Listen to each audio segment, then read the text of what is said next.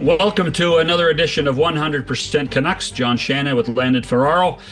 Landon, we go across the pond today to talk to Filip Chytil, who is in the Czech Republic, preparing for the offseason, and as I understand it, into his new life as a husband after being married. So it's a busy summer for a guy who needs to make an impact as, I think, the number 2 center for the Vancouver Canucks, don't you?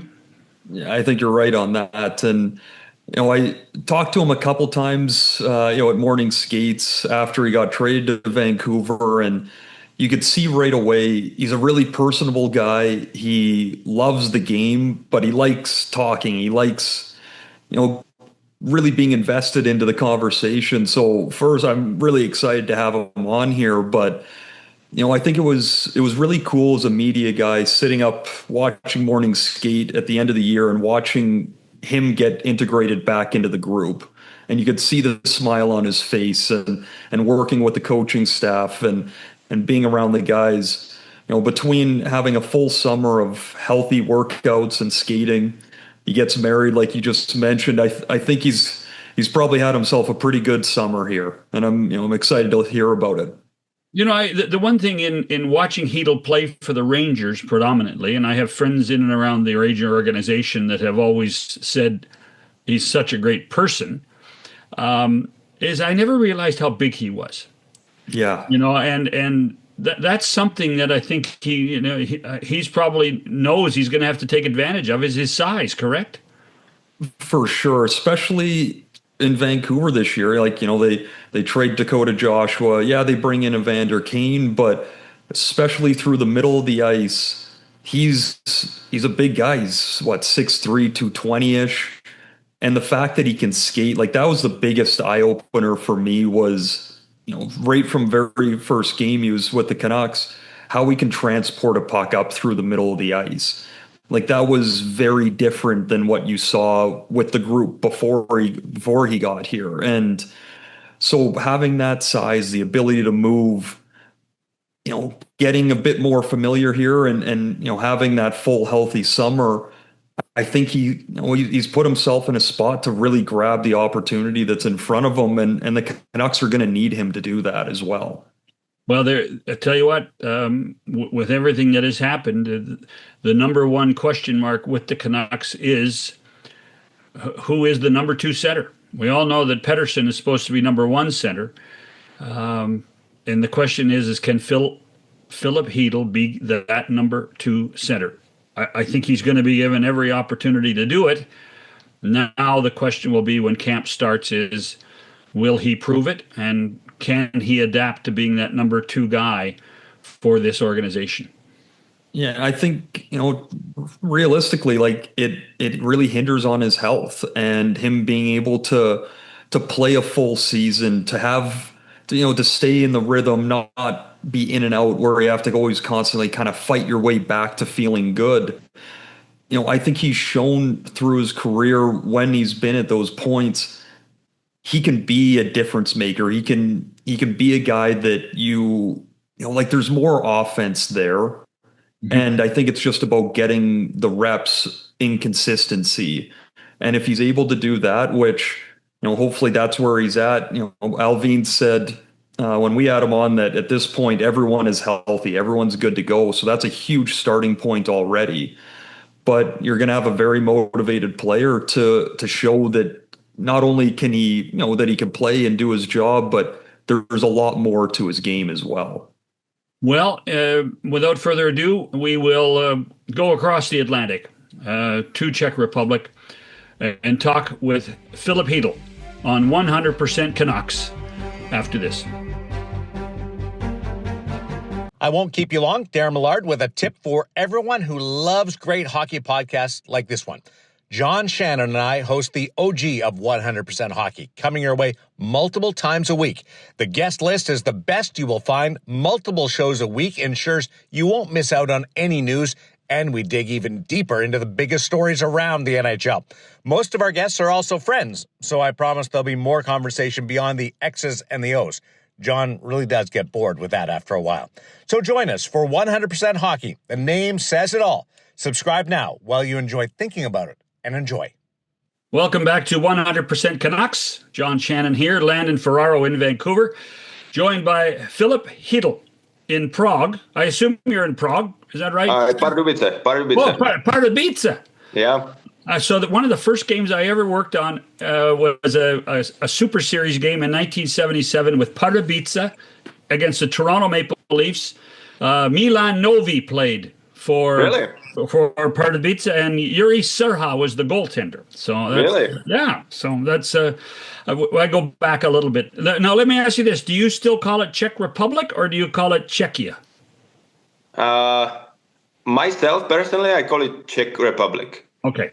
So I don't know where it comes from, Czechia, the term. I heard it once, and then it was getting more popular, and I still don't understand why they changed it. Well, that's okay. And by the way, I guess congratulations are in order. You got married this summer.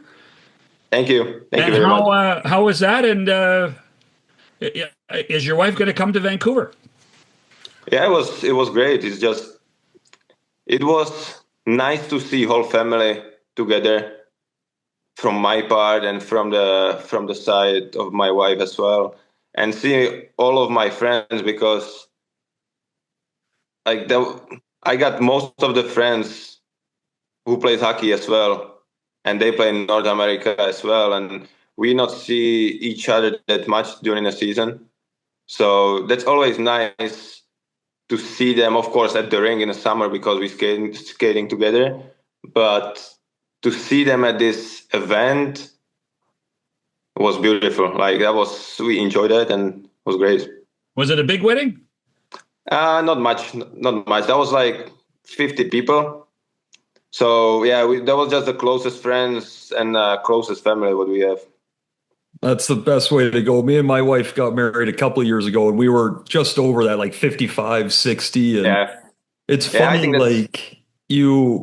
I always, when I was playing in North America, like I'd see the Europeans come over, and I think it was the same as me coming from Canada to Michigan. And then I finished my career in Germany, and seeing how different it is when you're that far away from home, how much more important that time is with your friends and family. And I'm glad you guys had a great time. That's awesome. Yeah. Thank you. Yeah, it was beautiful because, how you say, it's completely different, because when you don't see even family, like we're not seeing them with my wife, we're not seeing them too much during the season. It's maybe once or twice during the season for maybe a week or 10 days because they are at their jobs as well. So yeah, that's not much time to see them. And like I've heard you speak about your family, a decent amount since, especially coming to Vancouver and obviously just having stuff out here. But I can see how much you kind of light up when you talk about them and how close you are. Like how did that shape you as you're growing up? I hear you talk about your brother and how competitive you guys were, and having that time in the summer now. How important is that to you? Yeah, it's big for me. It's probably for everybody who's got a brother. I don't know. I don't have sisters, so I don't know. I cannot judge on that. But with my brother, we were always competitive. He's 3 years older than me, and I was always trying to catch him up. Trying to be better than him. And he was, until some point, he was better at everything than myself. But I was still working. I was doing all the stuff. I was trying to be better than him. And at some point, I get there and I started to beat them almost in every sport. And it was not like, okay, I done it. I'm done. No, I was trying to beat him again. And it was so much fun. And our parents are the same. So even when you see play, for example, tennis, my mom against my dad, they're just trying to beat each other and they don't care. That's just how it is in our family. And yeah, it is part of me. And yeah, we are very connected together. Who's the better tennis player, your mom or your dad?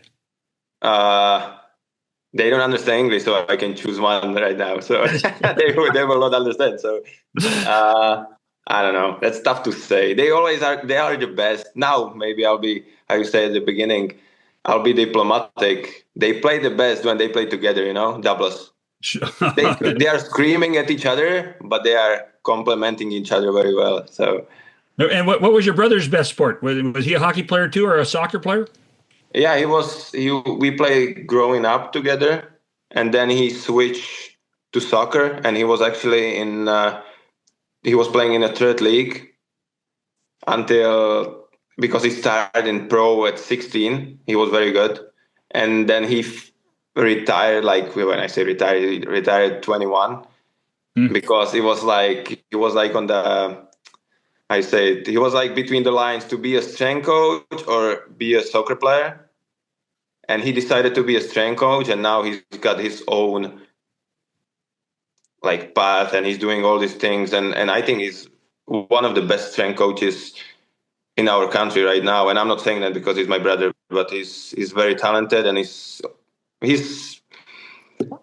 how I said, how we have that in a family. He's trying to be always better every day. He's studying when I'm not here in the summer, and he's got more time. And he's 100% to his work as well.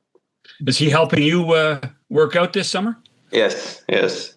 What's he working on? We are focusing a lot on my eyes, on my head as well, on my neck, because the last couple of years was not easy for myself. So we're trying to focus on these things a lot, and then there's always things what I have to work on. I cannot do the same workout what I did 3 years ago. We're always trying to find at the beginning of the off season what is gonna be the best for me. And we do some testing, and then depends on that. Based on that we start to create the program for whole summer. So just before Landon jumps in, how are you feeling based on how last season ended? Great. I feel great. I said it at the end of the season. I feel I was ready to go to off season, and I was very happy that I finished the season with the guys on the ice for a couple of practices. And I came back 2 weeks after I came back, I started to work out and skate. So now it's almost 4 months already what I'm working out and skating, and I would knock on the wood. I feel very good and feel very positive. That's great to hear. And like how big was it, especially on the mental side, that you were able to come back and start skating and work out and be with the guys to finish out the year? Like heading into the off season, was that I would imagine a pretty big motivator to really kind of get going in the summer, but also just to know you were healthy leaving and have a full summer ahead of you? Yeah, it was big for me because I was communicating a lot with the trainers, and some days were worse, some days were getting better, but there was some point where it changed, and I started to feel much better every day, and I was so happy about that. And I was spending so much time with the trainers at the arena, and when I could start skating with the team, it was just also your head. When you start to skate with the team, your head reacts different. You see all the guys around, and you're in your natural environment. That's the place where you want to be. So it started to click everything in my head, and I was so happy, and my body started to work. Of course, it was tired, and it was not in a shape how it should be. But at least that thing that in my head that I was able to be on the ice with them was amazing. And then I knew right away that I'll be ready to go home and start to work out and skate right away. And the stuff you're working on with your brother is going to help protect you from further injuries like this? it's both ways. It's also how it can make me better on the ice, but also prevent from the injuries as well. Because it's tough. It's a lot of like the head is very complicated, and it's still a lot of things what I have to work on, and on my neck as well, because the last injury was probably more about neck than everything else. So yeah, it's just right now we just, how I said, we just created a program, and we were changing that during the summer how it felt, and we were pushing as much as we could. So you're skating every day now? Oh yeah, I love it. I just came back from the practice right now, so Now you said a lot of your Czech friends that play in North America are skating. Who's on the ice with you? it's Jiří Kulich from Buffalo. It's Matěj Blimel. He signed for Boston from Texas, and Gabriel Sturz, he's playing for Syracuse. So most of the young guys who playing in AHL, who's trying to make it in NHL, and I'm just realizing how I'm getting older because I was always skating with the older guys, and now these guys are 3-4 years younger than me, and they are asking me for some help or for some advices, and I'm like, okay, it's weird, but yeah, I'm very happy for them because they have so much energy, and that's what I need as well. It's funny how quick it flips on you. You go from the young guy to the experienced guy pretty quick. But crazy. Right when you got to Vancouver, it was so clear. The biggest piece that you brought, in my eyes, was how you transport the puck through the neutral zone. Like, that piece was really missing here. And right from the first game, I mean, you're a big guy. You cover a lot of ice. You skate well. When you're going and you're picking it up in your D zone and you start going through the neutral zone, like, what are you looking for? Because you seem to kind of weave your way through pretty effortlessly. And I know it's not. You've put a lot of work into it. Like, what do you look for when you're going up the ice to find that space?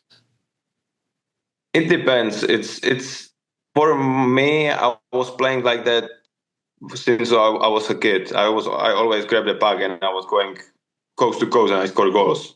It's not possible in NHL, so I had to find a way my first couple of years how to get to the offensive zone and how to get through the neutral zone through five guys or whatever they have, whatever trap they have there, or how it's called. I forgot English words now. Like the neutral zone forecheck. Yeah. So when it's clear for myself that I can go to the net, I just going against defenseman and I try to beat him. Like, I love that, and that's my game. I try to always go 1v1 against defender. But sometimes there's not the way, or there's no way to get through them because they have like good setup in neutral zone or on the blue line. So yeah, I try to use my wingers. I try to be like creative. It's not like I say before the game I gotta go 1v1. It always depends on the game, how the situation is, and some teams are very good in neutral zone, and sometimes we have to chip it in as well. And it depends. It depends what the other teams offered me as well in that moment. So I'm just this is big part of my game. But how I said, what I love the most is just go when I have the way and go 1v1 against defender and try to beat him and go to the net or make a pass for my teammate. You notice a difference between playing in the Western Conference with Vancouver versus playing with the Rangers and the Eastern Conference? Is there a different style? It was from the first couple of games. It was a little different. It was maybe it was because of the system was a little different from the Rangers. But yeah, I think the teams are a little more. I was even speaking about it with my with the teammates in Vancouver now, with some boys, and they said like it feels like the Western Conference is more heavier. It's like more battles. I think in Eastern Conference it was more like, I'm not saying skill, because in our conference is a lot of skilled teams and players, but it was like different. It was like more the teams playing, I think, fast but more skill. Like there's not too many teams, like when you say Buffalo or Ottawa or even in Rangers how we played, it was like fast but skill. Like that was not much, that was not heavy. So I think that's why Florida is like dominating that conference now, because they play like very heavy game, and it's not that many teams I think in Eastern Conference like that. And of course, the biggest difference is the travel, right? The travel is I didn't travel to East Coast yet because I was injured, but even when we went to Vegas and then California, I thought it's close. When you look at the map, I always saw this couple, like maybe 1 hour, hour 30, and we were flying to Vegas almost 3 hours, maybe more. And I'm like, what's going on? Because on the map, it looks like short distance. And it's even, and the closest city is Seattle, which is also like 45 minutes or whatever. And that's the closest city. So that's crazy. It's not like taking the bus to play the Islanders. Yeah, that's not. That was too many. There was too many cities or too many teams around. But yeah, this is gonna be different, and I have to find my routine as well for these road trips. And so in like when you're in with the Rangers, you were kind of stuck behind a couple centermen, and obviously you said, the last couple of years you're just trying to get your footing back and dealing with some injuries, but you get to Vancouver in that first game, you score a beautiful goal, protecting the puck, entering the zone, and get it from Garland, and you drive it and you score on line and against Detroit. To see that emotion come out and just kind of explode out of you, seeing how much opportunity you have here coming into this year, like that's got to be pretty exciting. And what does it mean to know that it's really on you to grab all that opportunity now? Yeah, it's starting again after with the beginning of the off season. I just had my head turned for the new season, and I just focused these 4 months, just be ready for that and grab it and be healthy, because in New York we had always great centermen ahead of me. And even when I finally jumped ahead of one of them, or even when I became, even this season, first center, finally, because I was playing on top of my game at the beginning of the year, the injury came again, and I always fell back to the third center position. And that was not probably the coach's decision as well, but also when I came back, it's always hard to get to the rhythm again. And even last season when I missed whole year, I started as a second center.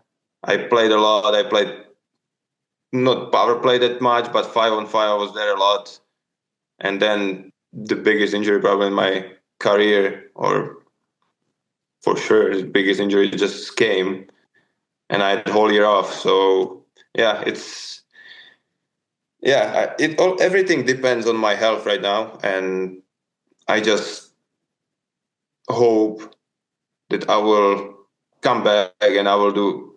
No, I know what I can do, and I will do everything for that to help our team to make a playoffs again and make it a successful season for us. But I need to focus on my health as well.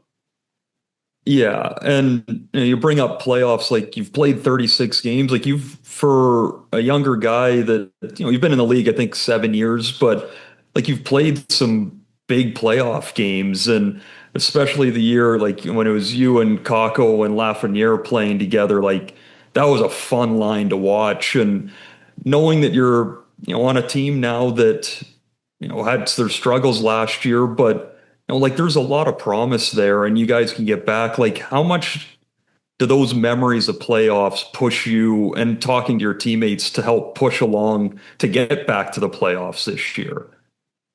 Yeah, it's we lost twice in conference finals, and that was both very emotional. And I realized how hard it is to get that far, and we were still very far from the Stanley Cup because we lost in conference finals. So the road is very hard to even get there, but we want to win Stanley Cup. So yeah, I played a lot of games in the playoffs, and I think I got a lot of experience from that. But again, it's maybe I don't know if I can use it in a locker room, because I don't know, I'm not speaking about that, but I push it, I keep it in my mind as well. And I still remember from a couple of years ago, I still remember that pace from playoffs, how it changed into 3 more levels. And it's just with every round it's harder and harder.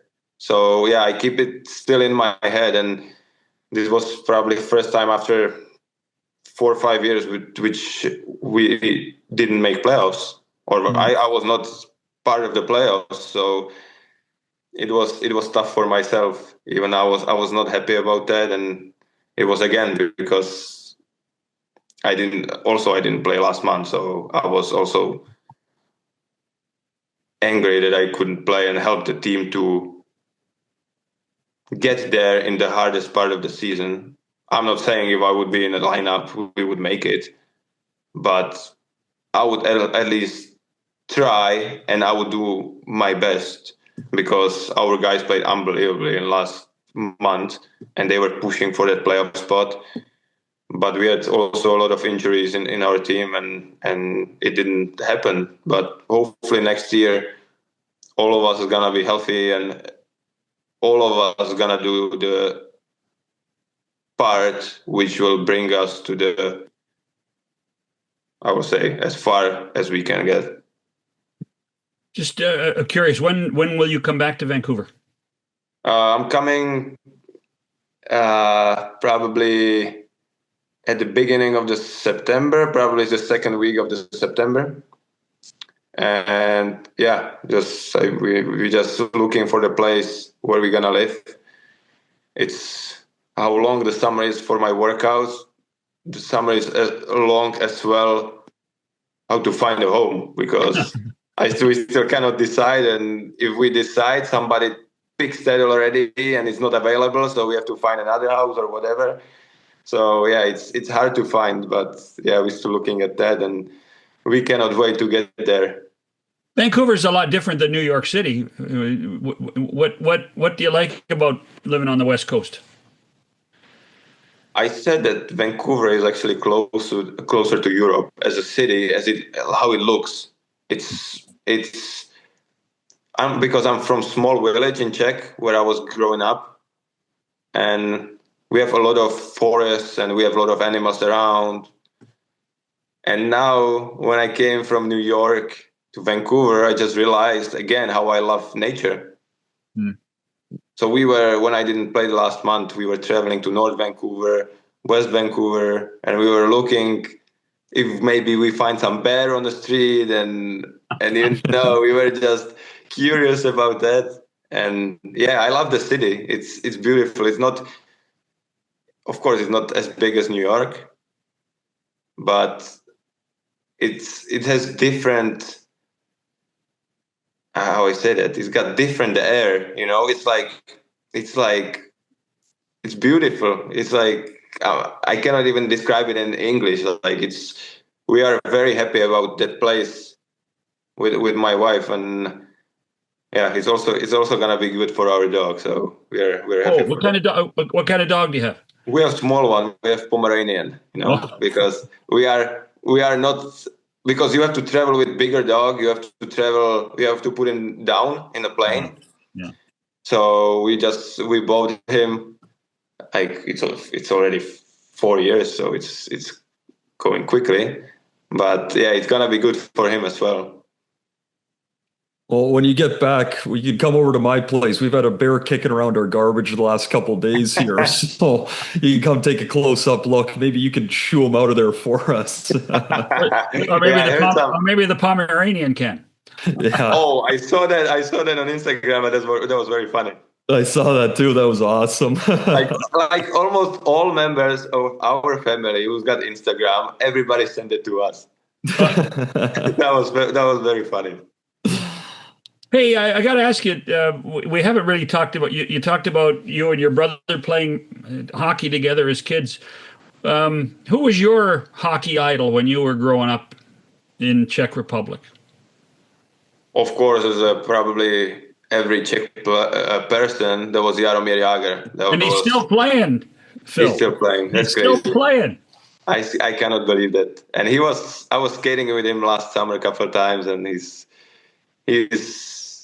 still so strong. But I don't understand in his age that he's still playing. And then when I was older and I started to look at the play styles of the players, how they play, I was watching more of Malkin and Crosby because I was like fan of Pittsburgh because of Jágr as well. And then I was watching Patrick Kane a lot, and then I could play with him. Yeah, you played with him for the Rangers. Yeah. But I mean, just to live in Europe and watch the NHL from a distance and be able now to play against these guys and be equals to these guys must be something special.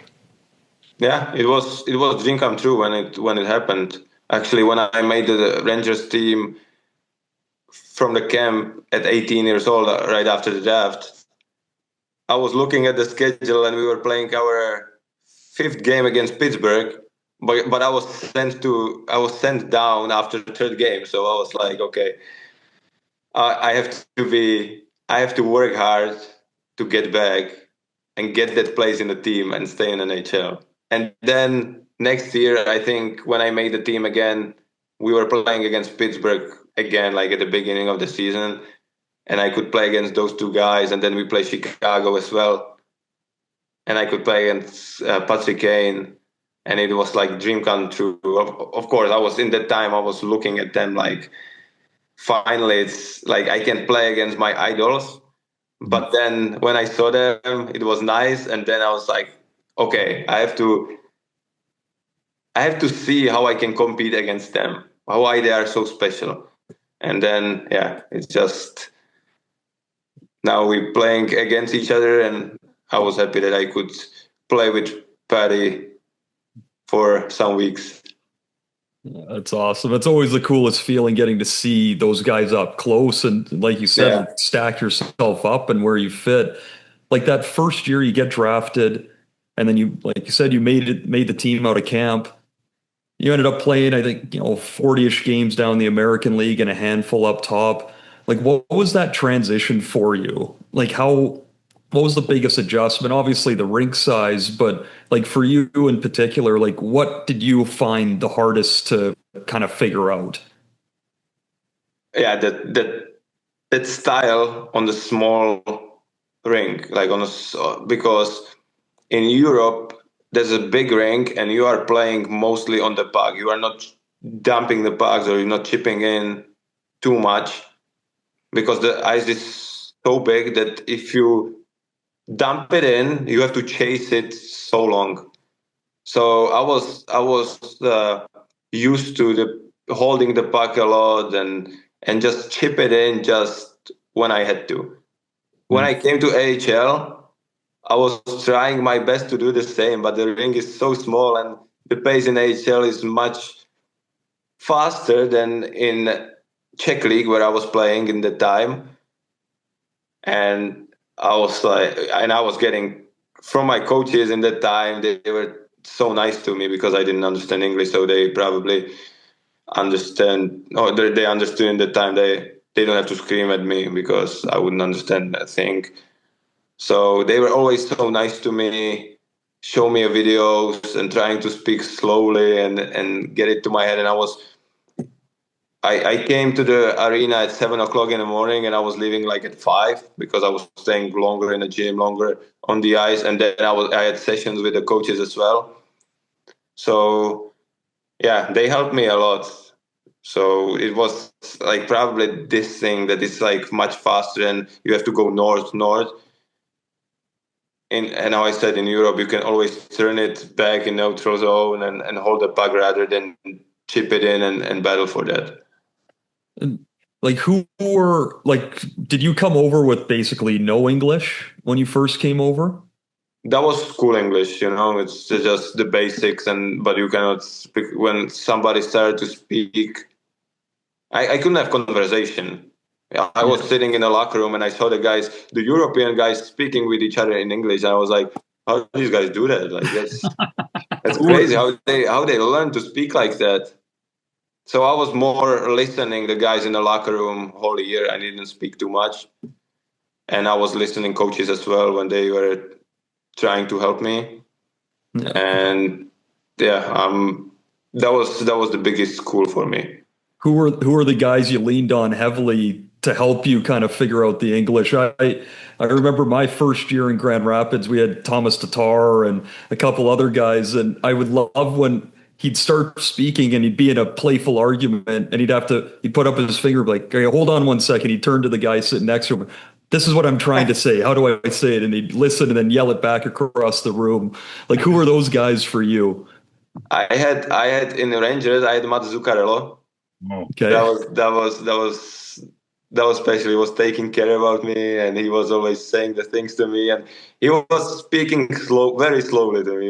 Now when I came back to that, I think he was making fun of me as well. But no, I think he was trying to help me, and he was very nice. And I don't know. I was like these guys because I didn't have Czech guys there.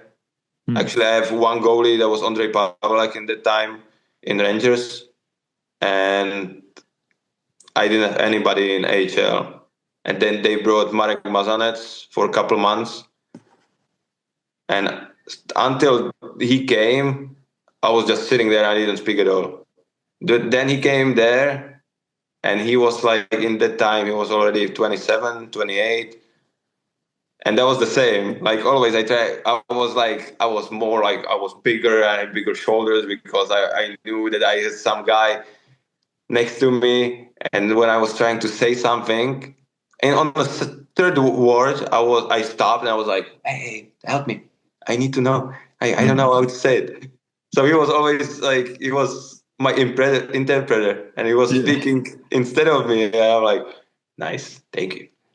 So I was like, that was so much fun. I don't think we in North America understand the challenge of the culture change and the language change when you come here to play professional hockey and then don't know the English language.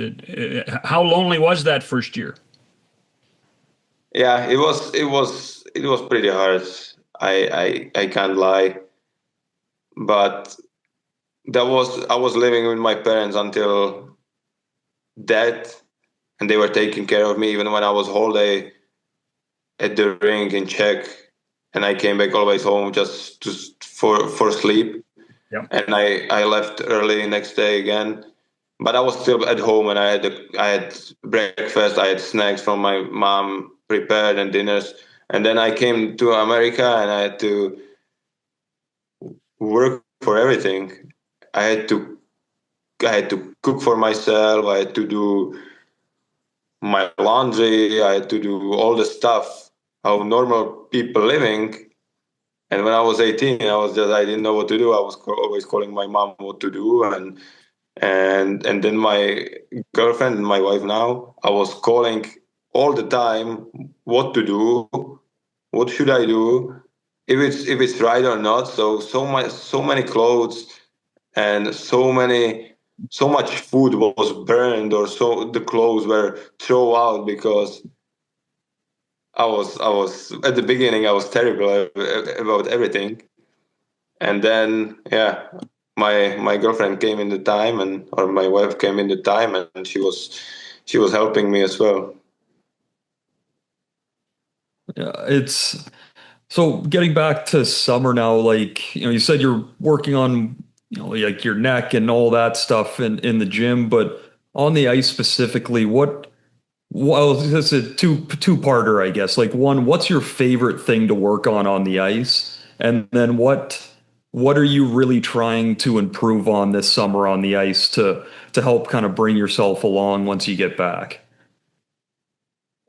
That's probably on those two questions the same answer. I love to score goals, and I know I can score a lot more when what I'm scoring now, or even what my best season was.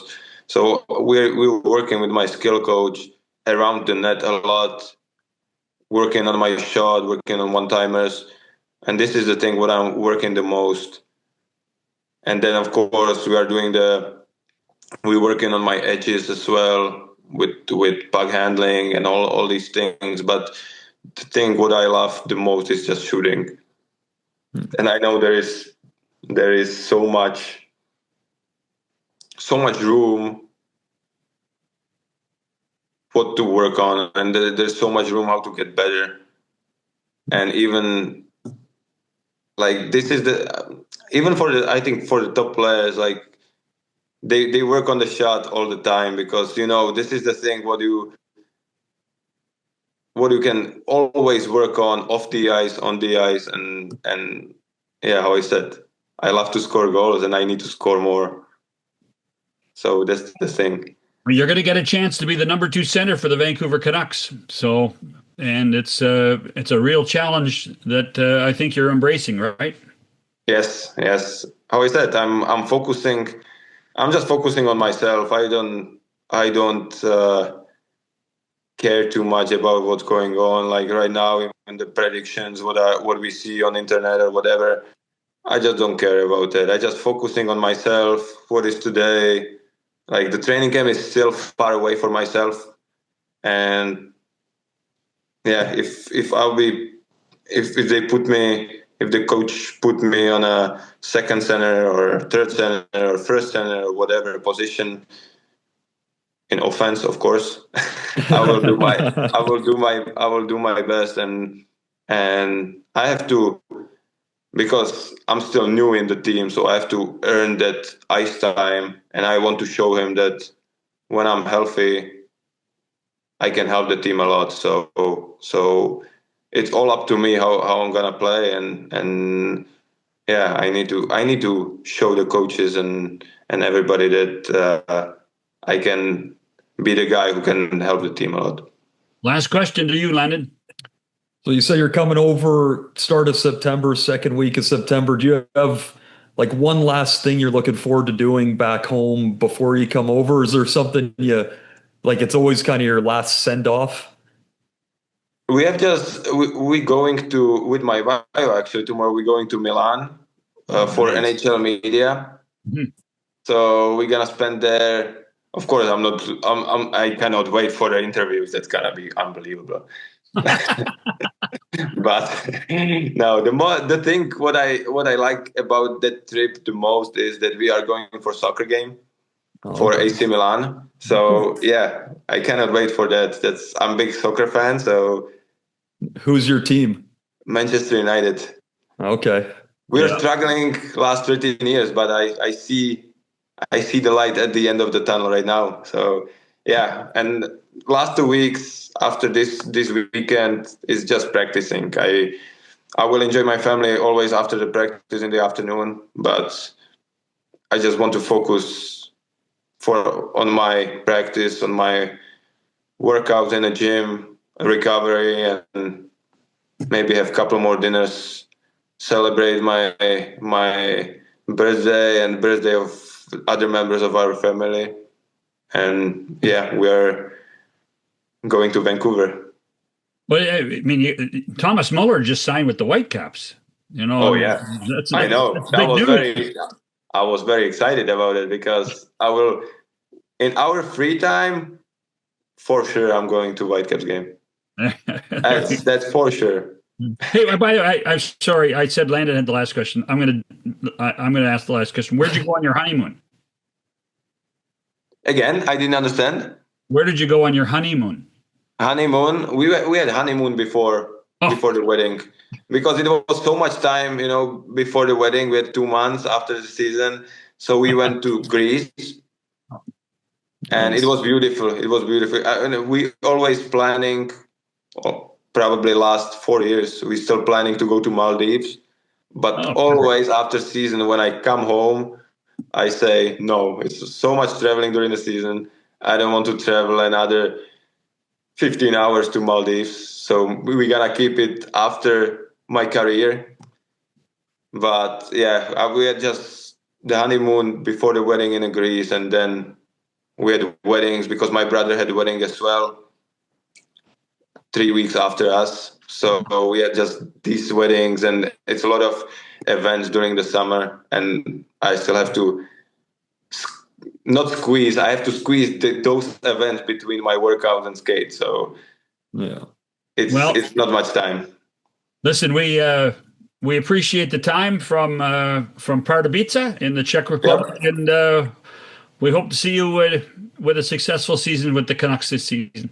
Yeah, I hope so as well. Thank you very much, guys. I enjoyed it.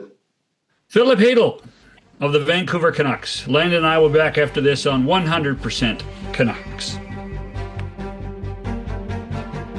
All right, listen up. Today I want to talk about giving 110%. Giving 100% means giving everything you got. Giving 110% means giving 10% more than is humanly possible. If we're going to win as a team, we need 100% of you guys giving 110% 100% of the time. If only 50% of you guys give 110% and 50% of you guys give 100%, I guarantee you 100%, we'd only win 50% of our games.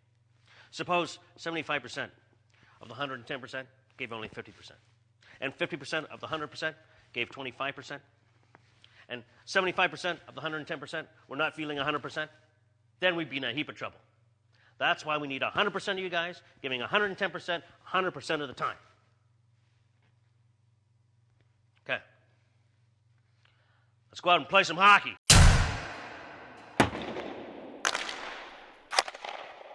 I don't mind saying, Landon, I am always amazed at technology. I'm of a vintage where it was even something to have a long-distance phone call with somebody in Europe.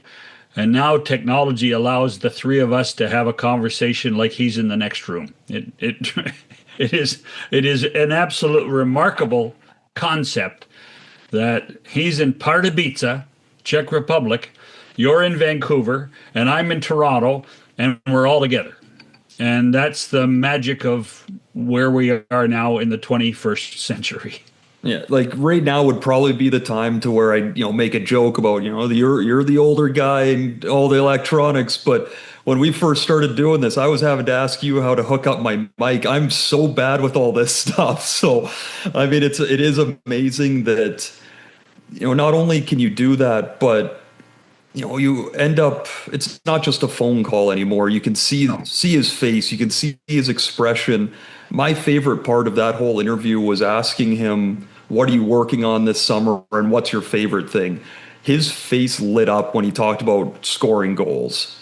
Like the fun that he has with that and being able to see it and kind of feel that excitement of, like, that's what he plays for. He wants to score goals. He knows he can score more and help the team. Like it was great. Well, and let's face it, with everything that went down in Vancouver last year and the trade with the Rangers was made, there was an expectation that Filip Chytil at a certain point, when healthy, could score goals. Because this team needs goals. This team needs a lot of goals. And they need it from the center position. So it's going to be fascinating to watch what he does. And it does sound like he's healthy, and it does sound like he's worked on, the neck and the back of the head issues that have plagued him both in Vancouver and in New York. I got to ask you, in your time in Germany, it's basically, and correct me if I'm wrong, it's a weekend league.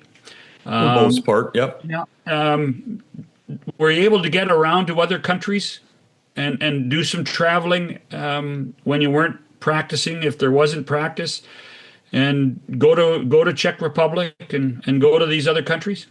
Yeah, I didn't get there, but it's nice. There's 2 international breaks the German league have. So you get 2 weeks off in November and February, and one of those weeks you get fully off. So me and my wife, we got to a couple of different spots in Italy.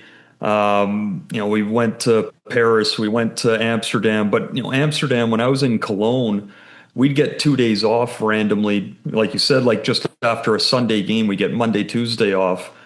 We'd pack the car up quick, throw the dog in there, and Amsterdam's a 2-hour drive. Like it's dog. You got a dog. Hockey players and dogs. What is that? I think dogs are great and they're awesome to have around, but you got to remember, like, a lot of us are younger when we leave home, or if you're one of those guys that has a girlfriend or a wife at a younger age, they're moving around to different cities. We have our teammates as soon as we get there. They get to the new city and they don't know anyone. The girls and other wives try and help, but the dog is always there for them. So my wife, when she graduated university, and her one thing was, because the year was in Boston, was her first year. So I started in Detroit. We got the dog there, and instantly got moved to Boston. So within like 2 weeks of her moving down, we've already been traded, or already off waivers and moving to a different city, even farther away from home. So that dog and her are tight. And, like that's their safety net. And that's generally why all those guys get them. And okay, so Phil's got a Pomeranian and you have I got a mini Aussie Shepherd that didn't stay too mini. He was supposed to be like 20 pounds so that we could bring him on the plane, and he's about 50. So we basically, I think the person pulled a fast one on us, but Harley's a good boy. We'll keep him. All right. Well, I tell you what, I got a new affection for another Vancouver Canuck, Filip Chytil. He was kind of cool. I enjoyed that. Yeah, he's, like I said, like just meeting him the first couple times last year during the season, like he was so personable, and you could see how excited he was for the new opportunity in Vancouver. And it's a shame he ends up missing the last month of the season with that hit from Dickinson in Chicago, or against Chicago, because you could see how excited he was for the opportunity. But hearing him talk about being able to skate at the end of the year, and then getting back home and working with his brother, who's a strength coach, and you can see how much his family means to him. So to have that through the summer and the opportunity that's waiting for him back in Vancouver here, it was great to hear him talk and really get to know him a little bit more. Indeed. All right. We'll talk to you next week, Landon. Sounds good. Have a good one. Thanks for listening or watching 100% Canucks.